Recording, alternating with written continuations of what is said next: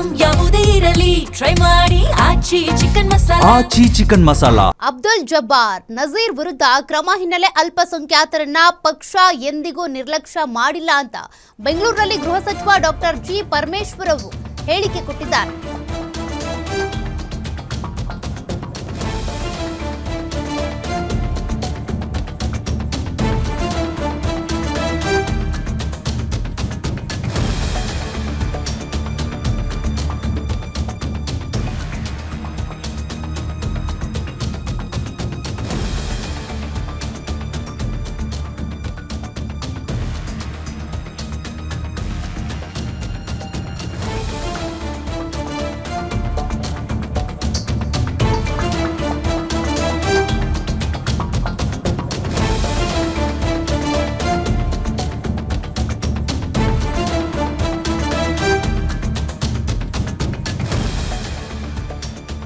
ಅಬ್ದುಲ್ ಜಬ್ಬಾರ್ ಹಾಗೂ ನಜೀರ್ ವಿರುದ್ಧ ಈಗಾಗಲೇ ಪಕ್ಷದ ವತಿಯಿಂದ ಶಿಸ್ತು ಕ್ರಮ ಕೈಗೊಳ್ಳಲಾಗಿದೆ. ಇದರಿಂದ ಅಲ್ಪಸಂಖ್ಯಾತರನ್ನ ಅಥವಾ ಮುಸ್ಲಿಂ ಸಮುದಾಯವನ್ನ ಕಡೆಗಣಿಸಲಾಗ್ತಿದೆಯಾ ಅನ್ನುವಂತ ಒಂದು ಪ್ರಶ್ನೆ ಇದೆ.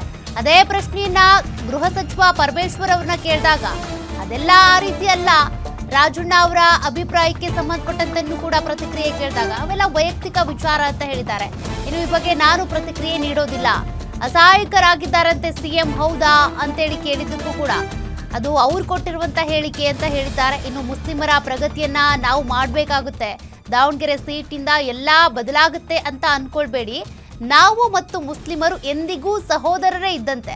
ಟಿಕೆಟ್ ಸಿಗದಿದ್ದಕ್ಕೆ ಬೇಸರ ಪಟ್ಕೊಳ್ಳೋ ಅಗತ್ಯ ಇಲ್ಲ. ಬೇಸರ ಆಗಿದ್ರೆ ಸಿಎಂ ಡಿಸಿಎಂ ಎಲ್ಲರೂ ಸೇರಿ ಸರಿ ಮಾಡ್ತೀವಿ ಅಂತ ಪರಮೇಶ್ವರ್ ಅವರು ಹೇಳಿದ್ದಾರೆ. ಎನ್ ರಾಜಣ್ಣ ಅವರು ಸಿಎಂ ಅಸಹಾಯಕರಾಗಿದ್ದಾರೆ, ತಮ್ಮ ಅವರ ವೈಯಕ್ತಿಕವಾದಂತ ಅಭಿಪ್ರಾಯವನ್ನು ಹೇಳಿದ್ದಾರೆ. ಅವರ ವೈಯಕ್ತಿಕ ಅಭಿಪ್ರಾಯ ಅದು. ಆದರೆ ನಾನು ಹೇಳುವಂತದ್ದು, ನಾವು ಮೈನಾರಿಟಿಯವರನ್ನ ನಿರ್ಲಕ್ಷ್ಯ ಮಾಡುವ ಪ್ರಶ್ನೆ ಇಲ್ಲ. ಅವರು ಯಾವತ್ತೂ ಕೂಡ ಕಾಂಗ್ರೆಸ್ ಪಕ್ಷದ ಬೆನ್ನೆಲುಬಾಗಿ ನಿಂತಿದ್ದಾರೆ. ನಾನು ಅಧ್ಯಕ್ಷನಾಗಿದ್ದಾಗೂ ಕೂಡ 2 ಚುನಾವಣೆಯನ್ನು ಮಾಡಿದಾಗಲೂ ಅವರು ನಮ್ಮ ಬೆನ್ನಿಗೆ ನಿಂತಂಥವರು. ಇವತ್ತು ಕೂಡ ಅದು ಒಂದು ರೀತಿಯಲ್ಲಿ ಗಿವ್ ಅಂಡ್ ಟೇಕ್. ಅವರ ಅಭಿವೃದ್ಧಿಯನ್ನು ನಾವು ನೋಡಬೇಕು, ಅವರ ಬೆಳವಣಿಗೆಯನ್ನು ನಾವು ನೋಡಬೇಕು. ಹಾಗಾಗಿ ಅವರು ನಮ್ಮ ಜೊತೆಯಲ್ಲಿರ್ತಾರೆ, ನಾವು ಅವರ ಬೆಳವಣಿಗೆಯನ್ನು ಮಾಡಬೇಕಾದಂಥದ್ದು ನಮ್ಮ ಕರ್ತವ್ಯ ಅದು.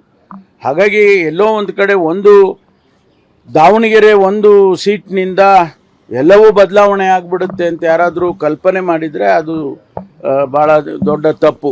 ಆದ್ದರಿಂದ ನಾವು ಅವರು ಸಹೋದರತ್ವ ಭಾವನೆಯಿಂದ ಇದ್ದೇವೆ, ಇವತ್ತು ಇರ್ತೀವಿ, ಮುಂದೆನೂ ಇರ್ತೀವಿ.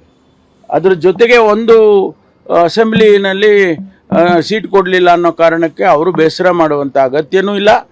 ಒಂದು ವೇಳೆ ಆ ಥರ ಇದ್ದರೆ ನಾವು ಅಧ್ಯಕ್ಷರು, ಮುಖ್ಯಮಂತ್ರಿಗಳು ನಾವೆಲ್ಲರೂ ಸೇರಿ ಅದನ್ನು ಸರಿಪಡಿಸ್ಕೊಳ್ತೇವೆ.